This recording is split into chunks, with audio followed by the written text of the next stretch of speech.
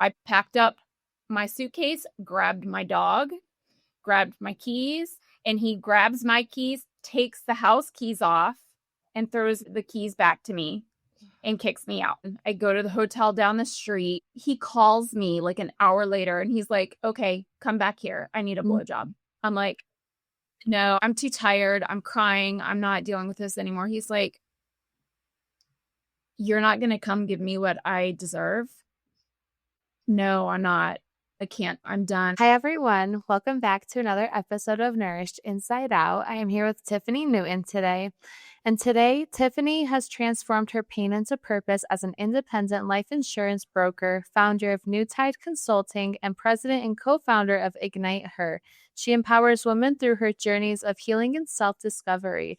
Thank you so much for joining us today, Tiffiny. Absolutely. Thank you for having me. Can you tell us a little bit about your journey and how you went from being an insurance broker to the self-discovery path now?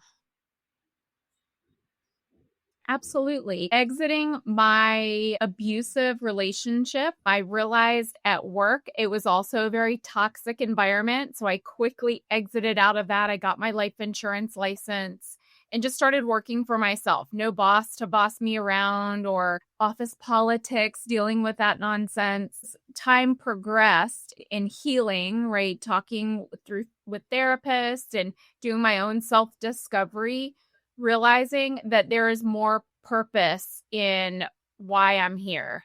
And as I started to share my story of abuse, people just started telling me, you need to go talk to this person. You need to share this more. You need to do this.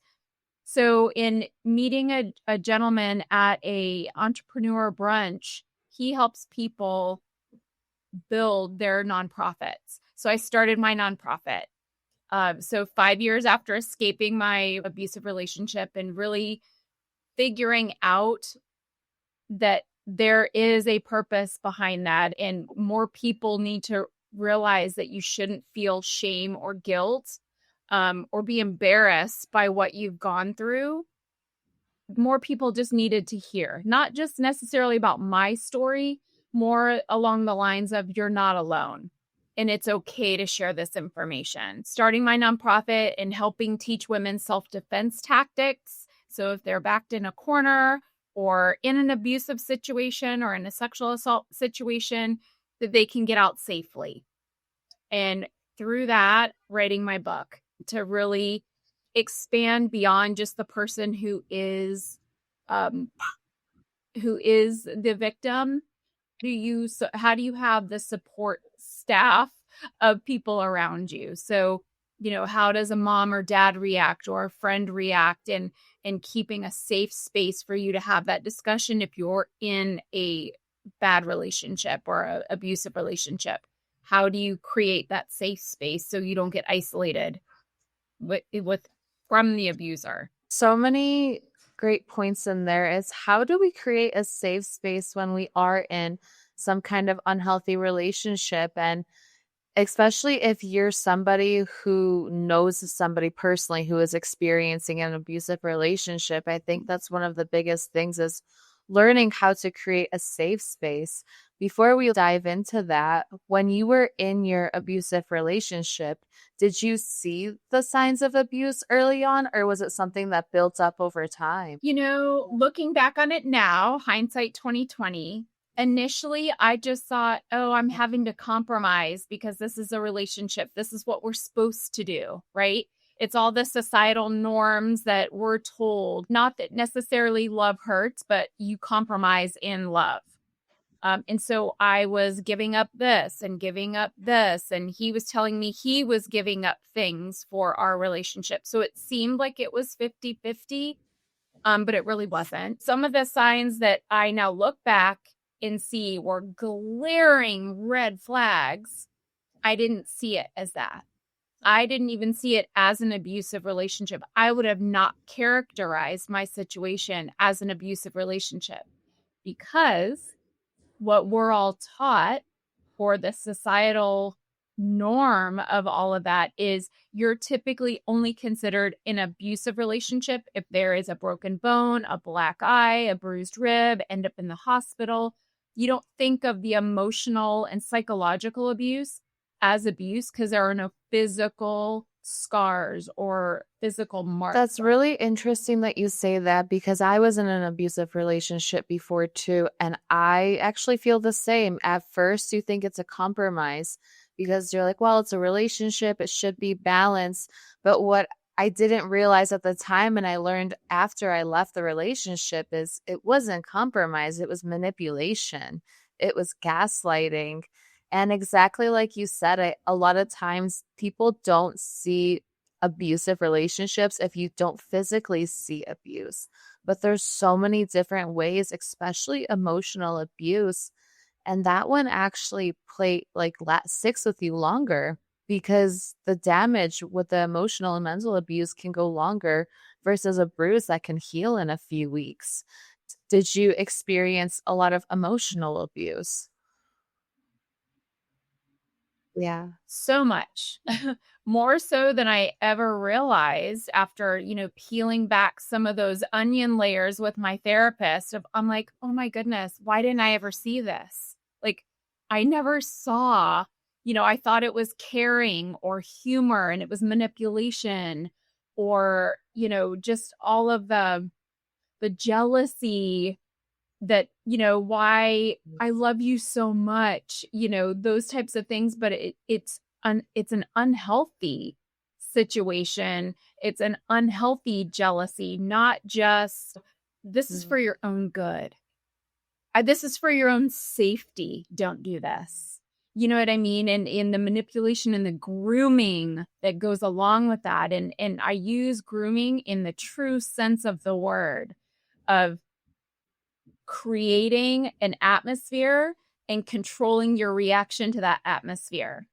And it was just, it bothers me so much that I reacted and behaved. I don't even know another word to use, but I behaved so I could show that I loved him, because it was showing him that I loved him through all of this, and following along with the rules that he was But putting. you're not alone, because of what you're saying is what I can relate with. I remember if I said something in maybe not the nicest tone and I didn't realize, he would be like, this is your fault. You have to make it up to me. And it doesn't make sense, because that's also no longer compromise. And that's us putting our blinders on and believing the lies, thinking that it's our fault. Were you able to communicate with the people around you or the people that you were closest to about what you were going through? And if you did, what would they say about your relationship? So my parents, I was too ashamed to really talk to my parents about, certain conversations and certain, because even up until the very end, I would have not, there were certain things that he did that he convinced me that I deserved, right? You deserve that because you didn't hand it over to me. You deserve that. Don't bitch about that because you deserve that. Those types of scenarios. So I really thought I deserved it. It was pushed into my brain that way. Talking to my parents, that's pure embarrassment. He had isolated off all my closest friends. Oh, well, they don't care about you the way I do. They're rude. How could you be friends with someone that's so rude and tries to come in between us? I don't like that you're friends with this person on Facebook because that is not good for our relationship. So he would send me to work without my cell phone on numerous occasions.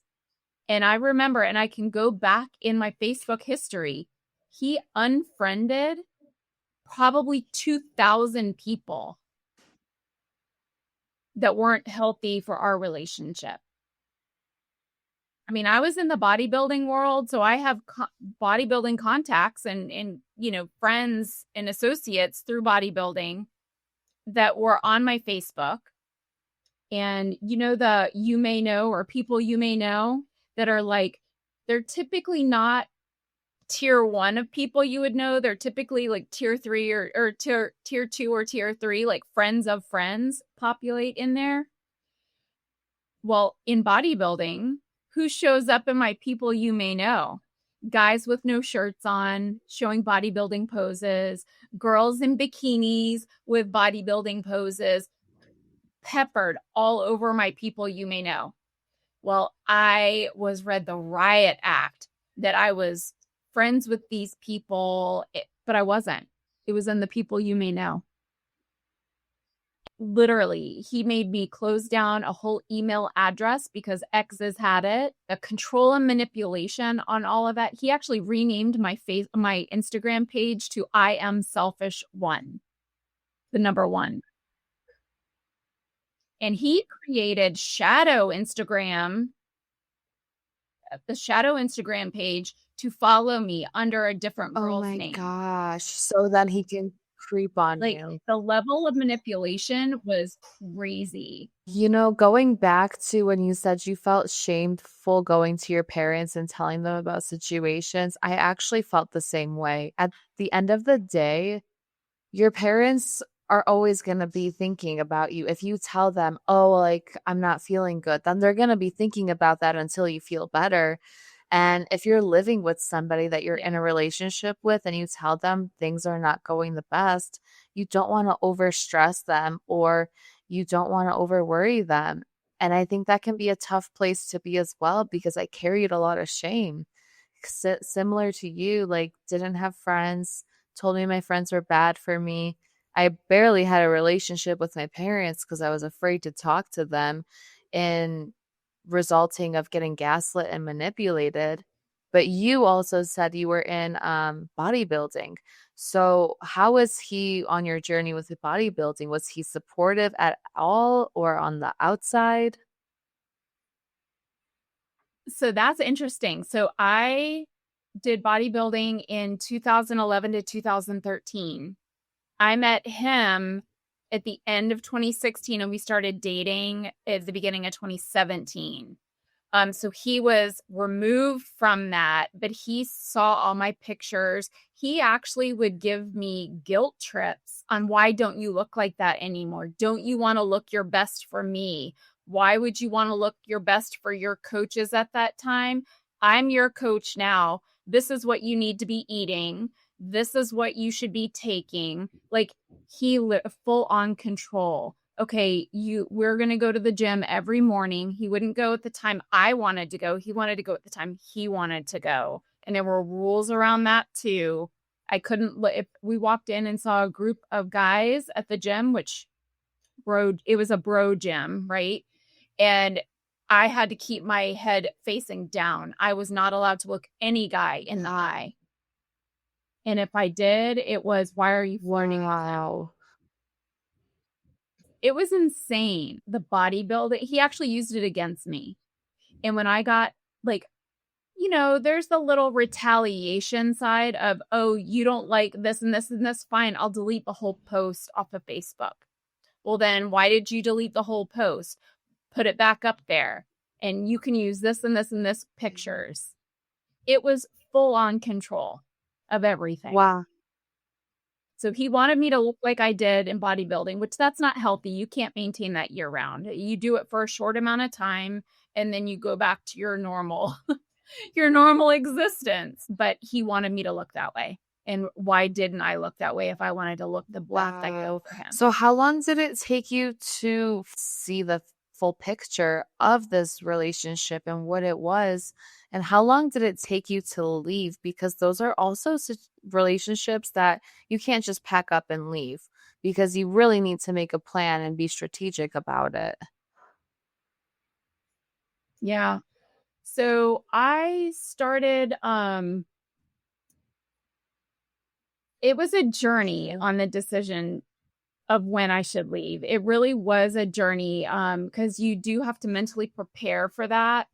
And the realization to get to that, even the initial thought-provoking beginning, that took a long time. It was probably my birthday in so my birthday's in September. My birthday in 2017, we had a dinner with my parents and his mom at a restaurant. And we went back to his house and he was already making me cry in the parking lot because I didn't initiate the conversation of let's take a picture together. I was in tears. I went back up into the condo, got out of my dress, put sweats on, and then I was given hell of, why don't you want to stay looking nice for me? Why do you always have to come home and put sweats on? Why do you always have to look like crap for me, et cetera, et cetera? Then it was probably a week or two later. It was still within, like, it was before the end of October. So it was like a week or two later. In the middle of the night, I saw his phone, you know, because when you get messages, it lights up, right? So I kept seeing this like light pop up.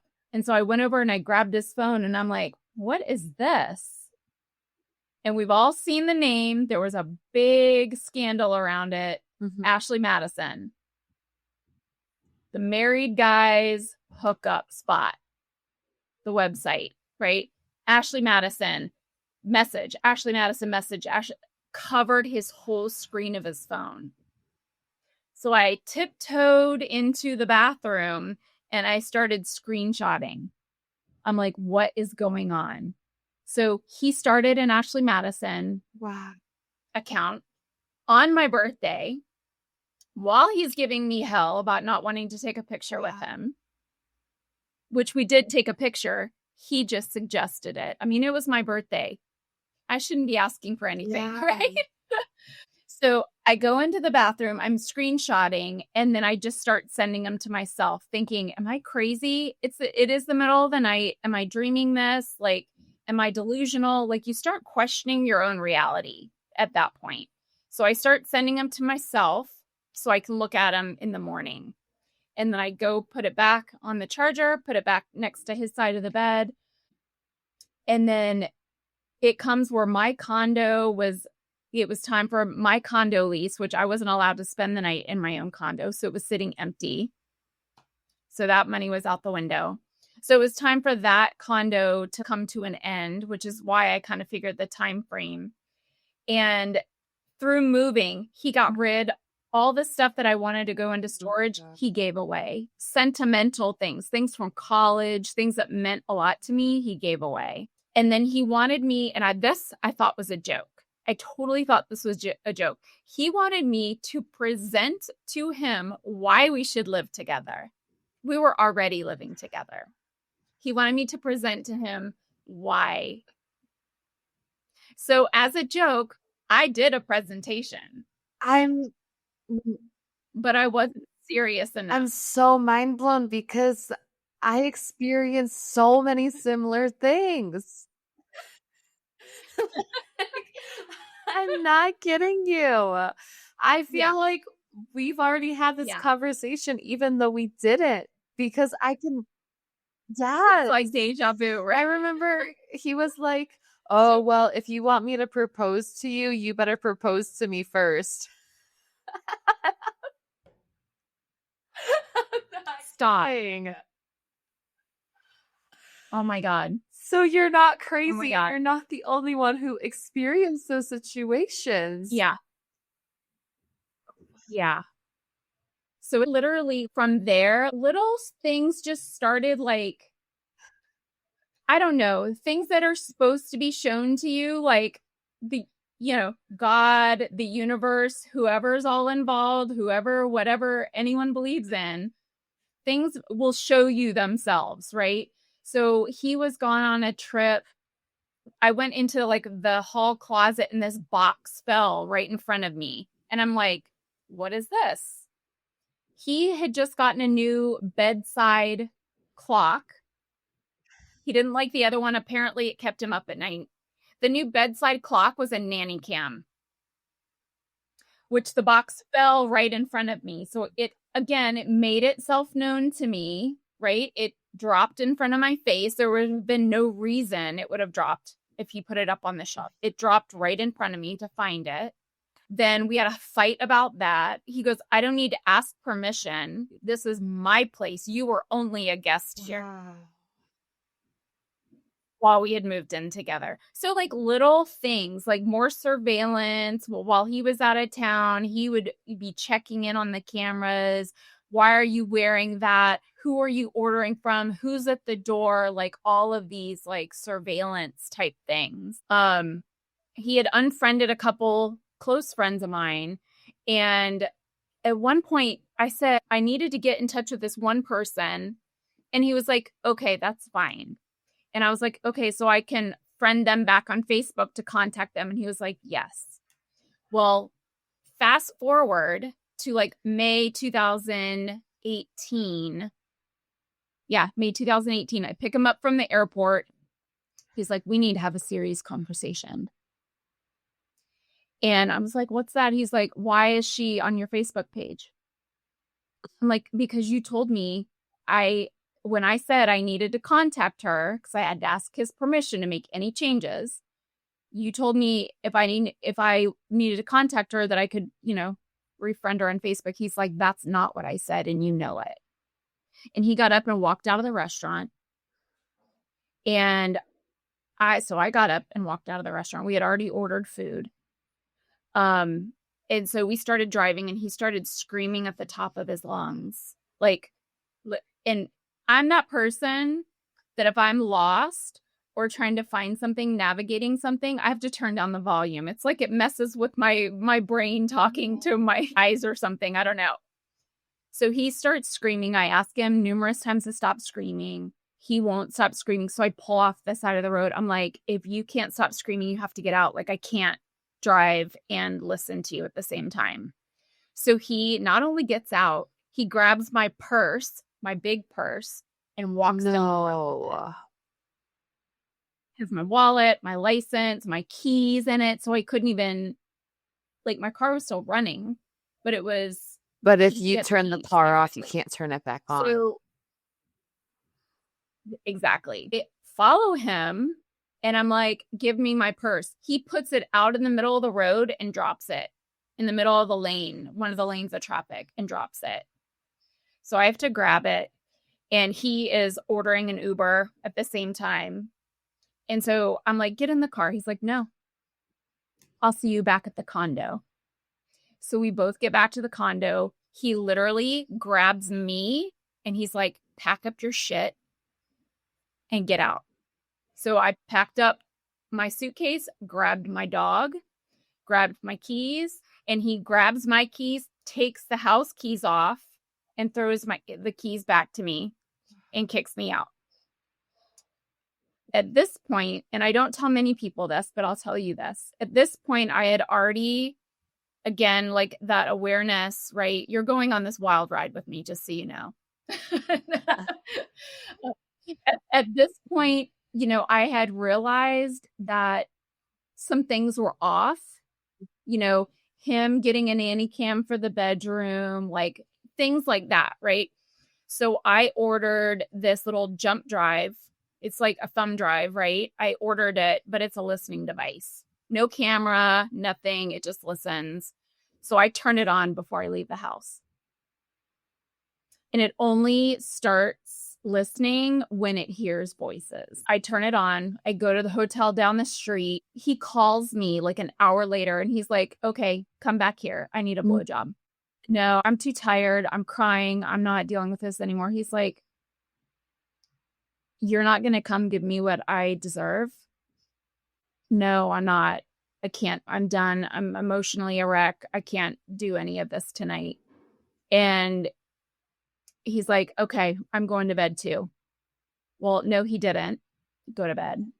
He called someone that he had already had on their way. He just wanted to confirm that I wasn't going to go back over there because I heard the whole call of him having her come over, him tossing the keys over the balcony for her to come into the condo, and the whole night of sex that they had.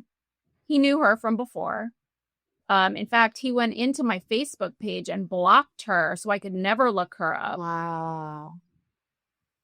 And I heard the whole thing. She's like, don't you have a girlfriend? He's like, yeah, but I can fuck you both. But here's the deal. I'll pay your bills if you come over and don't ask any questions. Just come over whenever I ask. So I had proof of all of that. I have all the voice recordings still to this day. No one's going to call me crazy. I have all the voice recordings. And I started an actual separate Gmail account that he had no idea about. And so I was sending everything to that. And that was the first time I left. And then he convinced me to come back. He actually almost broke my wrist because I was like, who is this girl on the recording? Who is this girl? And he said, how did you record this? And I said, my iPad. So he grabbed my iPad and threw it in the hallway. He's like, if you won't get rid of it, I will. He had no idea it was the thumb drive that was sitting on the desk. So, yeah. So I got to hear all of that. And I left several other times after that. But that was kind of the most dramatic situation because of me coming back and hearing that stuff. But I finally left. The last time was October 31st, 2018. And the last time I saw his face, he was like, you should be on your knees begging me to give me a blowjob. No way. I'm really proud of you for getting out of that. And, you're not alone when it comes to being with these kinds of abusers. Everybody has a different story, but there's so many similarities when it comes to being with these abusers. And I just want to tell you that I'm proud of you for getting out. It may not have been the first time or the second, but what matters is that you eventually did. And I think a lot of times it's so hard because of that constant manipulation and the gaslighting, and somehow they'll love bomb you back into it. Like, it took me a year and a half to mentally get there. It took me 3 months of making a plan to get out. So I commend you for getting out, and you're doing so great for yourself. What advice would you give to somebody who is in this type of situation and they know they should leave, but they're still 50 in, 50 out, but they don't know what to do? First of all, safety first. Always safety first. Don't let them know that you have a plan or that you're creating a plan, because then you actually make it way more dangerous for yourself. Mentally get there. When you make a plan and you have a plan, you become more confident. They can feel that. And that's where the danger comes in, right? Because then you're walking a little taller. You're not, meager and little and kind of caved in on yourself how they want you, right? They want you to be a shell of yourself. Any light that you have, they want to suck it out. But now the light is starting to come back, so you still have to hide that. Come up with some type of plan. Like, I started emptying out the closet of things with the guise of, I'm giving this away to Goodwill. And I would put the suitcase down in the garage of the condo. And when he left on one of his trips, I would throw it in the car and put it in the storage unit. I didn't have a to-go bag, right? Because I didn't want him realizing that things were exiting the condo. So I just started ordering from Amazon of essential things. And when they would arrive, it would go to one of those boxes that are like at 7-Elevens or Lowe's, or those little Amazon boxes that you have to punch in the code and it pops open a door. That's how I got all my essentials together. And I would speed, go get it, dump it in the storage unit, and then head to work. Because I had to check in when I got to work. I had to check in when I was leaving work, because he would time my travel to make sure I wasn't staying anywhere or going anywhere. Yeah, that's actually a really good advice, though, because you don't want them to know that things are being moved around and that you are moving out, because then when, like, exactly like you said, when you show more confidence, they get nervous, they get scared, because at the end of the day, they're not as tough and big grandioso as they appear to be. They're quite honestly pushing their trauma onto you. So when you start to show more confidence and you start to show that you're growing yourself, that's when they try to push you back. And I really like the tip of Yeah. ordering the essentials and just putting it into a storage unit. That's really great, honestly, because then he won't know. And even going to the store, if you're the one going to the grocery store or whatever, when it asks if you want cash back, get an extra $20 or $40 and stash it away where they don't have access to see it. And they may not see the receipt. They may just know that you got groceries. They don't know how much it costs, right? Unless you're under that, and you're getting extra if you're using their card or whatever. But just knowing you're going to leave, you then become more of a danger to them. Their violence will escalate. It will across the board. The words they use, the force that they'll use. I mean, he punched me in my chest, spit on me, threw me into a corner, like tried to rip my work computer out of my hand, accusing me of having an affair with one of my bosses. Just all kinds of crazy stuff. But just like my grandma used to say, if they're accusing you of something, that means they're doing it. And it was so interesting. I flew up to Charlotte with him for a dental appointment because he would have to go under anesthesia for normal dental work. And I needed his phone to do my work because he had a hotspot on his phone. I didn't have it on my plan at the time. And so I did what he did. I searched his phone for keywords like sex, and fuck, and, all of that stuff. And boy, did I uncover some gems. He was ordering sex from a male prostitute in Utah. And so little do you know why people are being as violent or abusive. They're hiding something anyway to begin with, whether they can't show, because he was like one of the big muscle guys in the gym, right? Taking testosterone, buying steroids, doing all that kind of stuff. But little do you know, he liked having sex with the same sex. It was very obvious he liked it from the emails and screenshots that I have of that. It's really interesting. If somebody accuses you of doing something, it's because that's what they're doing behind your back. And I truly believe that because I got accused for so many things that I didn't even know about. Like I have sensitive skin. So, like, if I scratched my arm, I would get a red mark within a minute. And he would look at my arm and be like, "Who did that to you?" And I didn't realize those tactics until after.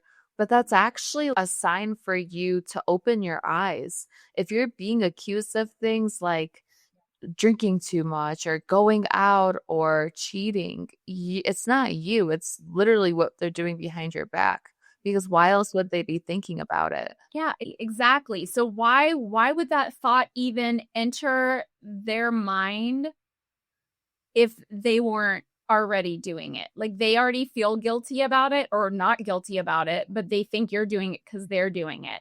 Like he accused me of using LinkedIn, which is resume networking site, right? He accused me of using that to date. One time did one person ask me out on a date years prior to my relationship with him. And I said no. It was clear in the messages. You can read it. But when I finally got my ex's LinkedIn, I was like, give me all your passwords. I want to see. He all the time used it for a dating site. He would go on to Match. He'd link up with someone and message them on LinkedIn. Hey, we saw each other on Match. I'd love to meet up with you, blah, blah, blah. He was heavily using it as a dating site. I can relate. It blows my mind. I'm curious, where was your mind at before you got in this relationship? Because you were a bodybuilder, working hard in your career, so you had a good head on your shoulders. What was he like in the beginning, and how long did it take for him to show these red flags? So where my head was at getting into it, I had dated this guy in 2015 for a short amount of time that I really liked. We had so much in common. I was ready to be exclusive with this guy. He was not. So I got my heart broken in 2015, right? To this day, the guy is a great guy. I still talk to him. We just didn't work out, right? I was on a low on the relationship cycle. I was on a low, and that's when this guy entered. Anything that would have popped up as a red flag, I ignored because of where I met him. I met him at a dog park. And me thinking, I met him at a dog park. He's such a good guy. Like, good people love animals and, all of this stuff. No. Narcissists and manipulators and abusers also have animals. So I will never not pay attention to the red flags again. But there were absolute red flags right away that I just totally ignored. The control of my time. Oh, come over. Let's do this. Let's go. It was too much too soon. Too much attention too soon. Right? Well, not just the love bombing, but just the attention of spending time together. We lived across the street from each other. I lived in this condo building. He lived in this like taller high-rise condo building. We go to the gym at the same time. Let's go to the gym, or let's go to the beach. Let's go, he had just bought a condo. Let's go decorate the condo since you'll be there all the time. I'd love to get your input on how to decorate it. So the future casting, right, to suck me in. And then it was, when I said, I need to prepare all these papers for my accountant in the morning, he guilted me because I spent the night at my uncle's. Okay. Then Valentine's Day came. He made me dinner. I made him these handmade chocolates, and he gave me this beautiful sapphire and diamond bracelet, which a little too much a month in, right? Little too much a month in. Then at the end of February, we went to Miami for vacation. And that is when one of the grooming sessions was, why do you look like you're not happy to be here with me? Meanwhile, I'm smiling. So he wanted to, make sure he could control how I reacted and how much I reacted or how little I reacted. And I didn't pick up on these things because I had never been around it. I'd never been exposed to it. And so really me talking about it is to help people see what is out there and what exactly red flags to look out for, or the trauma bonding or the love bombing, all of that toxic behavior that sucks you in. How can you stay out of that? I'm really happy that we're able to have this conversation, though, because I was in your shoes once upon a time, too, thinking nobody's going to understand, thinking I'm alone. But you and I met last week, and we had a conversation that feels like deja vu. So imagine how many other people need to hear this. And I'm really thankful that we can talk about it. So, for example, how would you encourage somebody to get the support that they need to get out? For example, maybe they have family that's close by and they have been kind of distant from them for a little bit because of the relationship.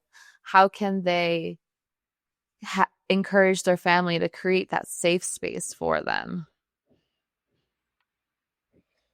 So it all depends if the family's been isolated or not. So let's say the family has been isolated from the abuser, right? They've kind of made you cut ties or not. Oh, you're not allowed to talk to them except on specific nights, and they kind of monitor your conversations. So maybe write them a letter. This is the situation. Please don't ask me questions. And, kind of like set the tone of how you want them to respond. Right? If I'm the victim in this situation and I'm getting monitored so closely, maybe send, old-fashioned emails are a little tough only because I was tracked on, he checked my emails and checked my, my URL history, my social media history. He was an IT guy, so he checked everything. He probably had like things following me everywhere on everything. But I would say like just an old fashioned letter. Hey, I'm just writing you this. I'm going to need your help. This is what I'm trying to accomplish. Can you help put these things together? If the person's close by, right? I'll contact you as soon as I can, right? And just kind of set the stage. Hopefully they listen, because that's another thing is us as people who love the victim. Get out of there. Let me grab you. Let's go to a safe, you want to like be hands-on and tactile and like just take them out of that situation. Yeah. But that can create danger for you trying to rescue them and the victim all at the same time, because you don't know what an abuser is going to do. They can escalate extremely fast, especially if there are weapons in the house or not. I mean, a dinner knife, a steak knife can be the weapon, right? It doesn't have to be a gun or whatever. It can be just a simple steak knife. So staying away from that escalation part of it. So please respect. I will contact you, and like setting the tone for someone to help you. And hopefully they respect that, right? You can't ever control how someone's going to react, but you can put the tentacles out there to say, I need your help. This is my plan. Can you help put X, Y, and Z together? And I'm writing this in mail because he's monitoring everything. So please don't call me back. I had friends locally, but he had alienated all of them. The only people he didn't alienate because he couldn't get in contact with them are people at work. And I had one girl that she was also leaving an abusive relationship. So, and I had known her for a long time, but randomly we ended up working at the same place and were ironically going through the same thing together. So we would sit at lunch and share each other's, no, you're not crazy. No, you're not crazy kind of situations, which made us feel normal, right? And a safe space to have a conversation. And girl, you are not going to believe this, like that kind of thing, to like get it off your chest, because that's part of the problem. But she wasn't ever trying to tell me what to do. She was just a listening ear, which victims need. You just need someone to listen and to be able to tell you you're not crazy, that it's not just in your head, that an alternate reality has been created for you, and that you are there whenever they need you. Yeah, that's really well said, especially like if you were with a partner who was an IT guy, and whether IT guy or not, they do try to like that, have that control and that manipulation. Like my ex-husband would say, I need all your passwords, but you're not allowed to have any of mine. So they do really try to manipulate that. And sometimes the safest way is to write a letter, drop it off, send it in the mail, whatever you need to do. But that's a really great thing. You also talked about self-defense mechanisms in jiu-jitsu. Can you talk a little bit about that and how that's helped you on your journey? Absolutely. So I wish I had come across this sooner, because so many places, Gracie Jiu-Jitsu across the country, it's the largest jiu-jitsu franchise is Gracie. They have what's called a Women Empowered program. It is the top 20 assaults on women. So from strangulation to hair pulling to dragging to coming from behind and like pinning your arms or underneath your waist and to pick you up and carry you away, whatever it is, the top 20 assaults on women. And this is all done from police files. It's all determined from police reports and all of that stuff. It gives you the confidence, and it doesn't matter your size, because, I'm 5'4", 125 pounds. My abuser is 6'2", 230. He was double my size, right? So there's no way I could outstrength him, but I could out leverage him. So if they're grabbing your wrist, how to get out of that. I can do that no matter what size the person is. If someone grabs you from behind, there's a way you can get out of it no matter your size. If you end up on the ground in almost like a sexual assault position, there are ways to get out of that. So that gives you a confidence alone, just knowing those things, that if you're put in a vulnerable position by someone you know or someone you don't know, either way, that you have the confidence and can stay calm and get yourself out of that situation. So it's been amazing. I'm working my way towards a pink belt, and then from there to be able to go out to Gracie University in California and take the instructor test to be able to teach. Right now, my nonprofit, we're bringing in certified instructors to teach these methods to women and girls. I mean, that if you think about it, because I think about this a lot, like, when is the first time that any girl has ever had like a manipulation tactic on them?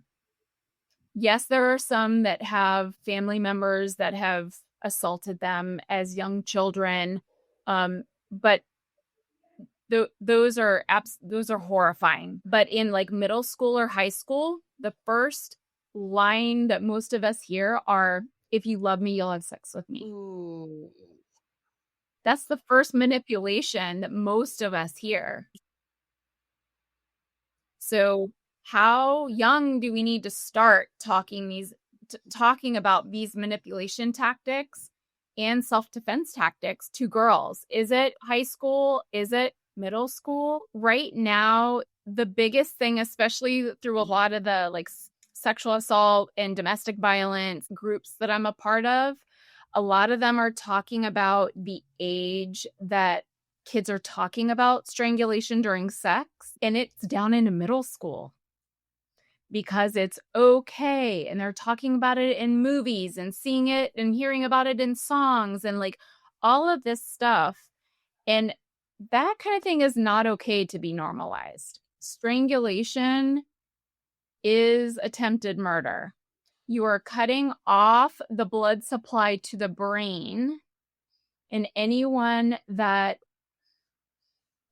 has strangulation done to them, you are causing brain injury. Hands down, you are causing brain injury.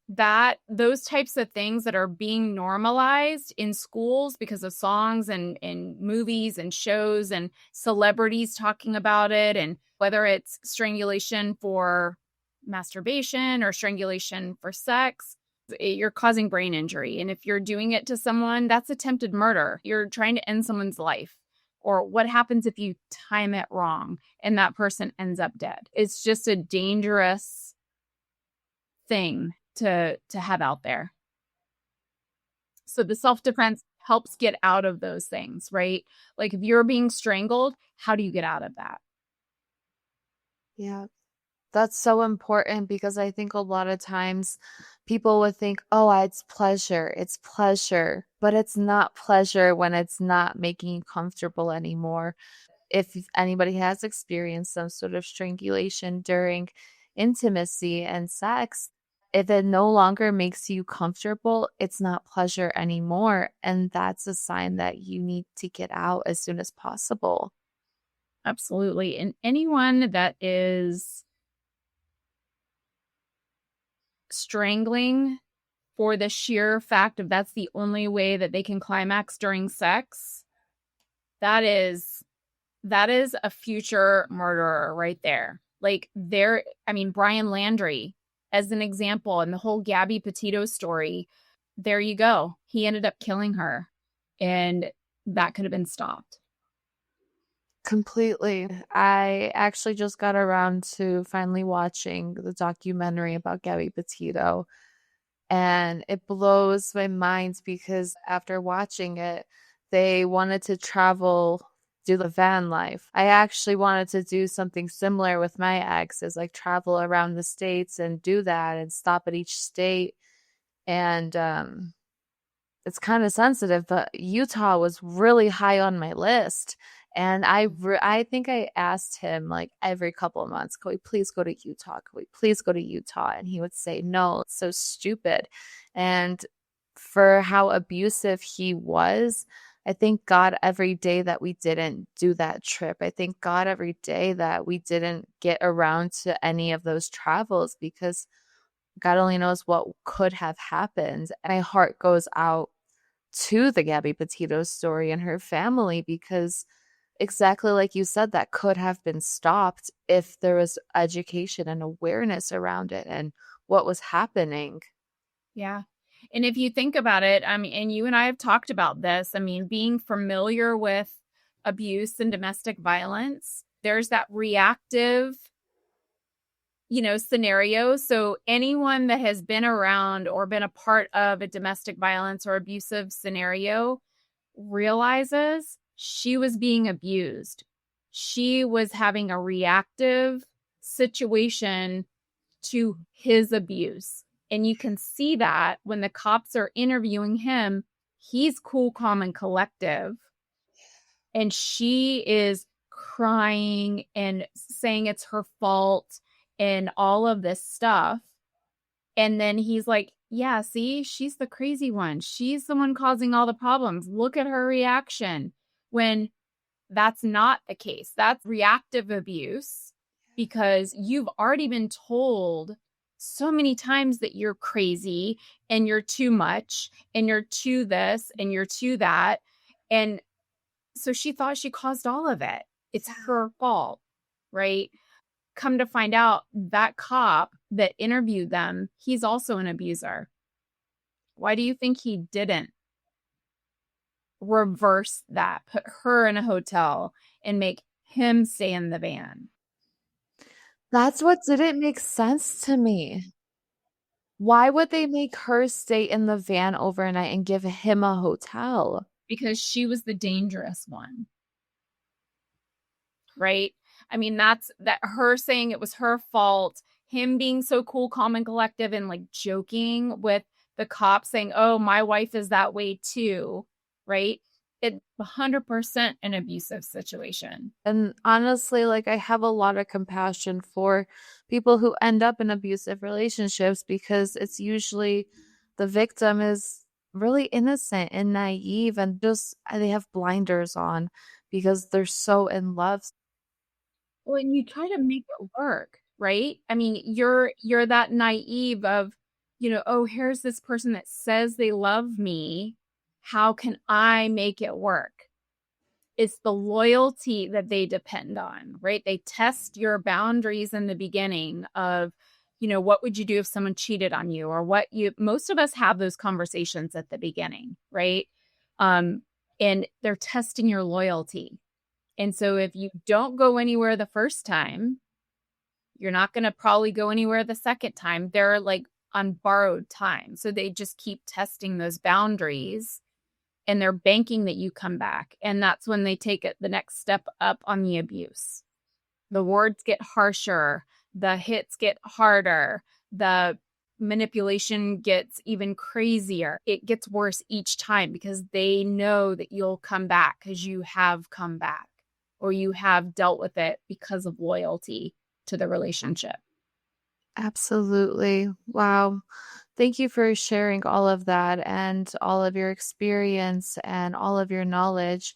Before we go ahead and wrap things up, is there anything that you'd like to leave with the audience? Any last piece of advice? I would say go check out my book, Behind the Smile. It's on Amazon. And there really is some really great tips and tricks in there, along with tidbits of my story. I really don't spill the whole part of my story for obvious reasons, because it's not about me. It's much bigger. It's about having the conversation and having a safe space to have that conversation, and how to get help and who to call for help. But I think seeing an example, just like you and I having our first conversation last week, we started sharing tidbits, and it was like, you went through that? I went through that. Oh my goodness, I went through that too. Like the whole back and forth, seeing it on black and white paper, knowing you're not alone, that you're not crazy, that this is something that someone else has gone through. And all of the other crazy stuff. I have a checklist in the back. If you don't think you're in a domestic violence situation, go through that. That was an eye opener for me because I was like, yep, yep, yep, yep, yep. And it blew my mind. I think I cried for several hours after that realization of I may not have broken bones, a black eye, any of that kind of stuff, but I absolutely have gone through abuse. And it's to see it in black and white, I think most of us, it makes it a little more real.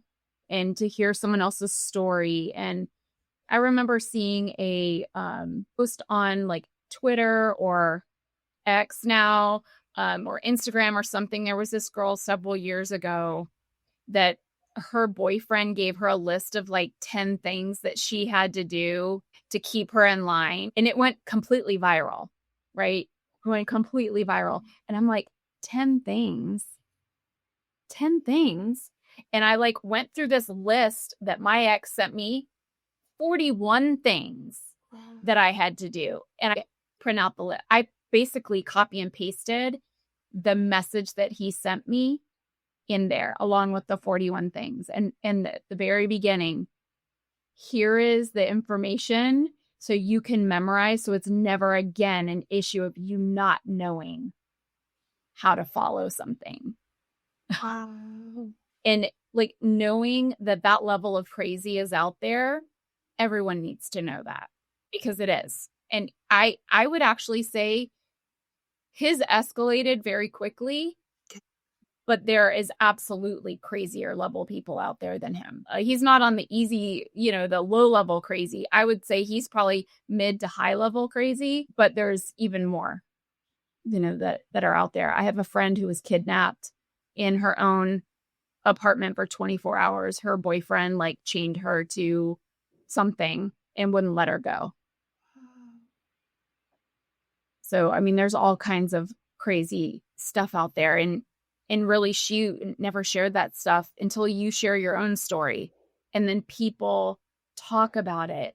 And for me, we all have our crosses to bear, right? The heaviness in our lives, the dark things that we all deal with dark things, right? Deep, dark secrets that we don't want to ever let out because we're ashamed of it. But I would say the more you share, the lighter it makes that. So bring it out into the light, talk about it, have discussions about it. How can you help in your community to help combat it? All of those things, because if we all talk about it, we all can then wear that armor and not let it ever get to us again. Absolutely. Don't carry the shame with you because you're not the only one going through it. And you're not going to realize how many people can relate with you until you share it. I love that. Exactly. What does it mean for you to be nourished inside out? You have to take care of yourself before you can take care of anybody. That self-love is not selfish.